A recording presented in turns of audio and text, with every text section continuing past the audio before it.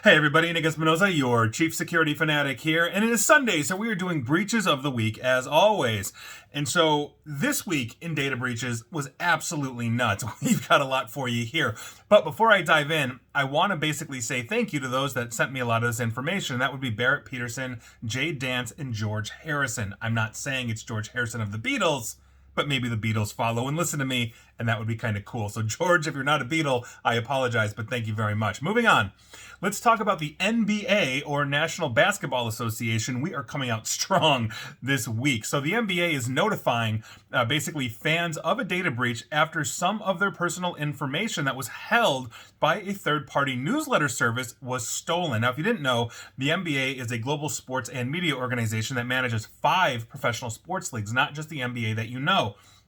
Obviously, they do the NBA, the WNBA, the Basketball Africa League, the NBA G League, whatever that is, and NBA 2K League, also whatever that is as well. I don't follow basketball. Now, in a notice of cybersecurity incident, these emails were sent basically to an unknown number of NBA fans. The NBA says that its systems were not breached and the affected fans' credentials were not impacted by this incident. However, some of the fans' personal information was stolen. Quote, "We recently became aware that an unauthorized third party gained access to and obtained a copy of your name and email address, which was held by a third-party service provider that helps us communicate via email with fans who have shared this information with the NBA. There is no indication that our systems, your username, password, or any other information you have shared with us has been impacted." So heads up to you, NBA fans. If you're getting the newsletter, you were affected. Just name, though, and email address. Moving on, let's head on down to Australia and talk about IPH Limited.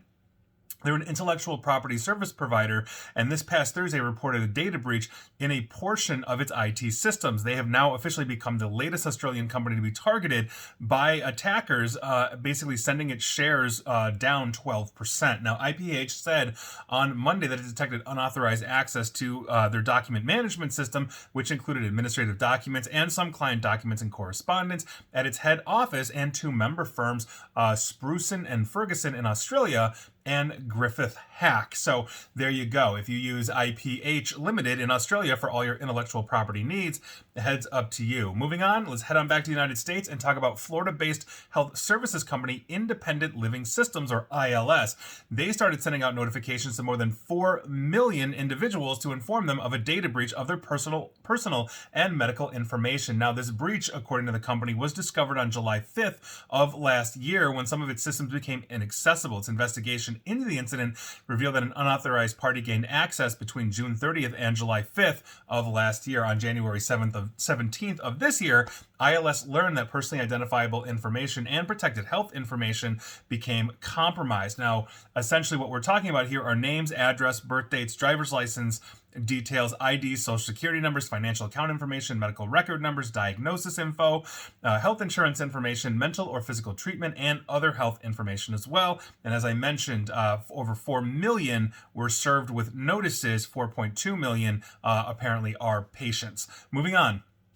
Let's talk about Australia's biggest skin cancer study. They got hit by an unpublicized data breach with the personal details of more than 1,000 Aussies feared to have been accessed by attackers. Now, the Australian Broadcasting Corporation, or ABC, not to be confused with the US's ABC, can reveal that cybercriminals last year broke into the servers holding highly sensitive data collected by QIMR Berghofer. This is the Medical Research Institute based in Brisbane that we are talking about. Now, the Medical Research Institute said that what we are talking about here are names, addresses, and Medicare numbers that may have been compromised as part of that breach. So heads up to you if you were part of the largest cancer study in Australia. Moving on, let's talk about the Fortra Go Anywhere. As you know, they've been in the news and in my breaches for like the last month or two, as many companies have to declare because they're used by large institutions.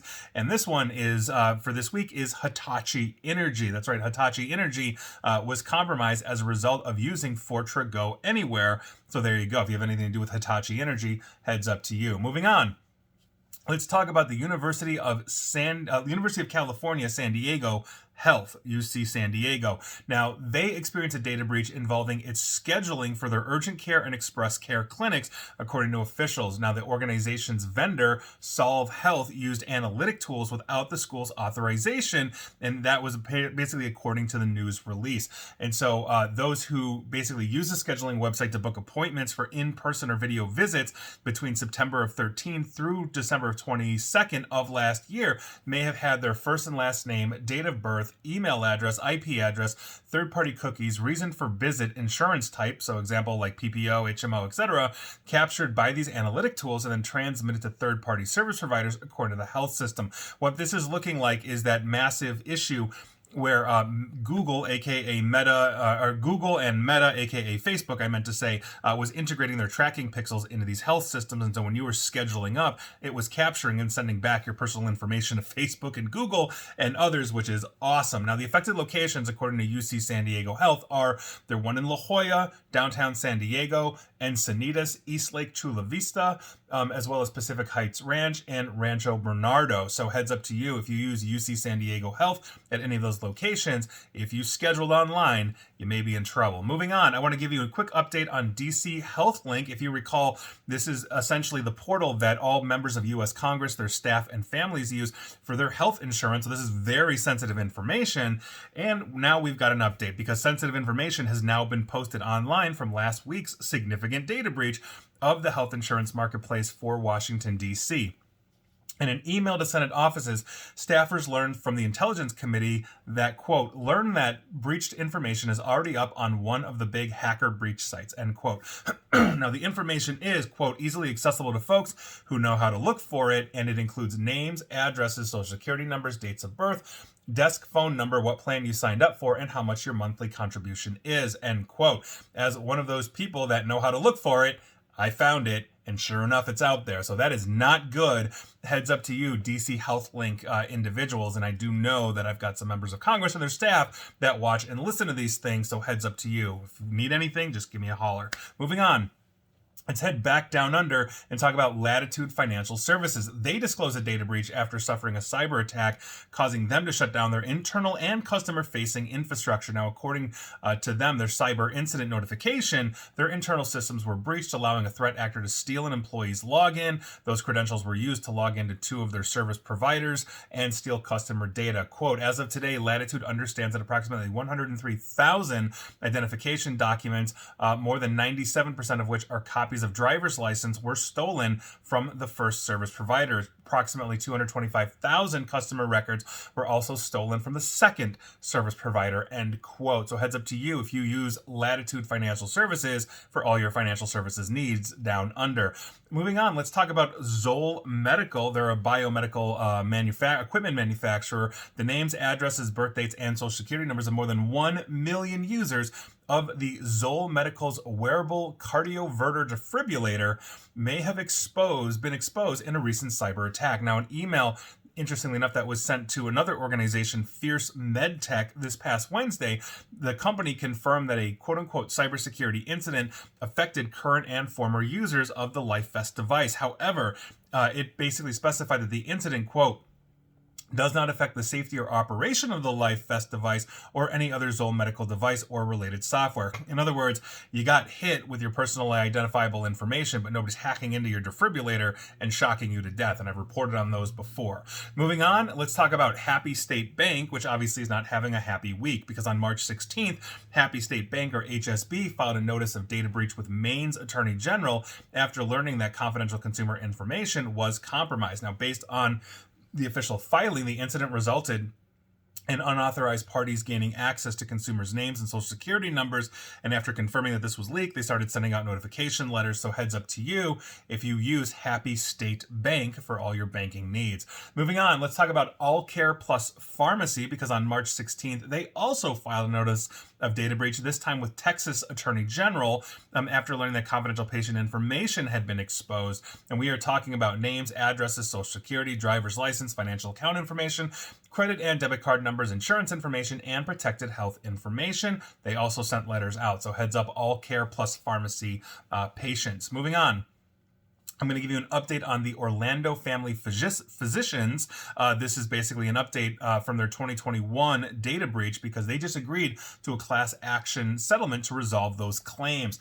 Basically, the settlement benefits consumers who received a data breach notification from Orlando Family Physicians, informing them that their personal information or protected health information may have been breached on or around April 15th of 2021. Now, under the terms, class members who experience out-of-pocket expenses can receive up to $225 for documented expenses. These payments will cover bank fees, communication costs, credit-related expenses, and up to 3 hours of lost time at a rate of $25 per hour. Class members whose Social Security were compromised can receive up to $7,500 in extraordinary expense reimbursement for unreimbursed fraudulent charges resulting from that data breach or traceable to that data breach. They also get 8 hours of lost time at $25 an hour. If you are basically a patient of Orlando Family Physicians, you have until July 1st of this year. So go get paid. There you go. Moving on. Let's talk about Voya Financial Advisors. On March 14th, they filed a notice of data breach with the Massachusetts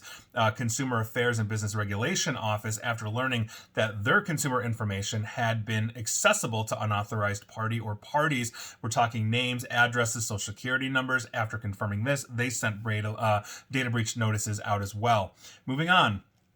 Let's talk about Northstar Emergency Medical Services. On March 14th, they also filed notice, this time with Maine, after learning an unauthorized party gained access to their confidential data. And so what we're talking about again is names, social security numbers, dates of birth, patient ID numbers, treatment information, Medicare, Medicaid numbers, and health insurance information. They sent letters out as well. So heads up, Northstar Emergency Medical Services patients. Moving on, let's head on over to Hawaii and talk about the Hawaii Department of Health, or DOH.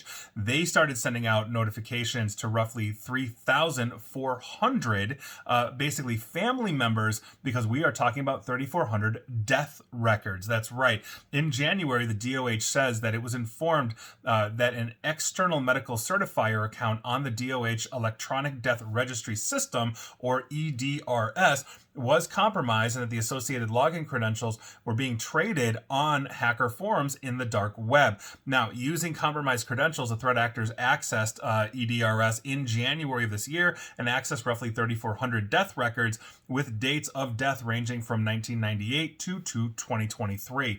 Now, most of the deaths occurred in 2014 or earlier, and most of them had been certified before the intrusion. So, for those that had not been certified, the DOH investigation found no evidence of tampering thus far. What we're talking about on these records include name, address, birth dates, sex, dates, and places of death, cause of death, and social security numbers. No better way to run a scam if you're trying to hide than basically become a dead person. And interestingly enough, you can also do credit card scams on the recently dead if you get their death certificates fast enough. That literally happened to a friend of mine years ago when his grandfather died, and the next thing you know, they were getting calls months later from like Visa or MasterCard saying like grandpa maxed out the credit cards, and they're like, how can he do that? He's dead. And there you go. So obviously, huge issue. So heads up to you if you have a loved one that passed away in the last 20 years or so in Hawaii. Moving on. Let's talk about Merced College. Excuse me, because on March 9th, they filed a notice of data breach with the Attorney General of California after realizing or being aware that a malware attack resulted in confidential student information being exposed to unauthorized parties. We're talking about basically personally identifiable information, such as names and addresses and all of that. I do not have a full list for you, but Merced College has begun notifying, so heads up to you if you have anything to do with Merced College. Moving on, let's talk about the Housing Authority and the City of Los Angeles. And I swear, between the education system and the Housing Authority, LA is just not having a good year when it comes to data breaches, because the Housing Authority was just warned of a data security event after the Lockbit ransomware gang targeted their organization and started leaking data on their leak site. Now, according to the breach notice on December 31st of last year, the Housing Authority discovered that their computer systems have been encrypted, and here we are, launching investigation. The investigation of the incident was completed on February 13th, and apparently the attackers had unauthorized access to the systems between January of 2022 through December. So basically an entire year almost of being inside those systems. That's how persistence works. Not a cool thing. And if you have anything to do with housing, the Housing Authority of Los Angeles, Understand that your breach could involve your full name, social security number, date of birth, passport, driver's license, state ID, tax ID, military ID, government issued ID, credit or debit card numbers, financial account information, health insurance information, medical information, and the housing authority in the city of LA has begun notifying, but heads up to you. Moving on, I want to talk about Bone and Joint because on March 7th, they started notifying patients and employees of basically a network outage resulting essentially from a cyber attack that had sensitive information being compromised. And so we're talking about consumer names, dates of birth, social security numbers, home addresses, phone numbers, health insurance information, and diagnosis and treatment information. They began sending out notifications as well, but heads up to you if you're a patient of Bone and Joint or an employee. Moving on, let's talk about the FBI because they weren't breached this week, but they caught a prolific criminal hacker. This is a good thing, and here's what's going on. This past week, as I mentioned, the FBI in the U.S. arrested a New York man they believe was the administrator of Breach Forums. That's a popular cybercrime forum where some of the world's largest hack databases regularly show up for sale. Now, according to the FBI's special agent John Longmire, the administrator of the hacker forum, Connor Brian Fitzpatrick, also known as Pom Pompurin, has been arrested for being the mastermind behind Breach Forums. After the FBI shut down Raid Forums in 2022, Pom Pompurin was a senior member of Raid Forums, basically founded Breach Forums to fill that void. Soon, the new criminal hacker forum quickly became the go-to place for buying and selling data. I've been there in terms of research and all of that. It is pretty prolific, and the cybercrime forum hosted and facilitated the sale of a number of high-value data breaches, many of which originated out of India. So that'll be a very interesting thing to see. I'm curious to see if the Indian government will want to extradite him, especially if India was hit the hardest. So we're going to see what happens there. But that is good news in the world of data breaches, and I always love telling you about that because it's not that often and it's not every week. Moving on, I'm going to give you a quick update on LastPass. So here we go. We're starting to see some big disclosures as a result of this entire LastPass mess, and we're going to head on down to Arizona to talk about this one first. Multiple state agencies, including the Arizona Department of Homeland Security and the state's Medicaid provider, may have had their passwords and login credentials exposed in that data breach that LastPass had, or I should say the multiple disclosures of LastPass's data breach that was evolving over months. They were never transparent. That's my story. I'm sticking to it. Now, the Arizona Department of Administration confirmed to the Arizona Mirror, that's the publication, that the Department of Homeland Security, the Arizona Healthcare Cost Containment System, and the Arizona Department of Financial Institutions had paid subscriptions to LastPass. The Arizona Attorney General's office refused to comment if an investigation has been launched. Now, in Arizona, for the record, per state law, if a data breach impacts more than 1,000 residents of the state, the company or organization is then required to notify those affected. The Attorney General, the Department of Homeland Security, and the three largest consumer reporting agencies definitely employ more than 1,000 residents of the state of Arizona. There are penalties for organizations that fail to notify. So we'll see if the government practices what they preach to private organizations, because obviously that's a huge thing. And I think we're going to see more coming out on top of LastPass because, quite frankly, LastPass was one of the largest password platforms in the world. So having them just be breached as deeply as they did is not good. And I think I'm going to be disclosing here on Breaches of the Week for quite some time from LastPass customers that are required to disclose. So we'll see where that goes. I'll keep you updated. Moving on. Let's talk about People Grove. Now, this is a company formerly known as Campus Kudos, which provides and hosts a social media platform for higher education institutions and alumni networks. And they left one of their servers hosting an internal database exposed to the internet without a password, allowing anybody to access this just using a web browser and knowing the IP address to go to. Now, the database contained gigabytes of personal information, including email addresses, phone numbers, addresses, details of university achievements and scores, resumes containing detailed work histories, employment details, all of that. The records also contained links to the user profile photo. None of the data was encrypted.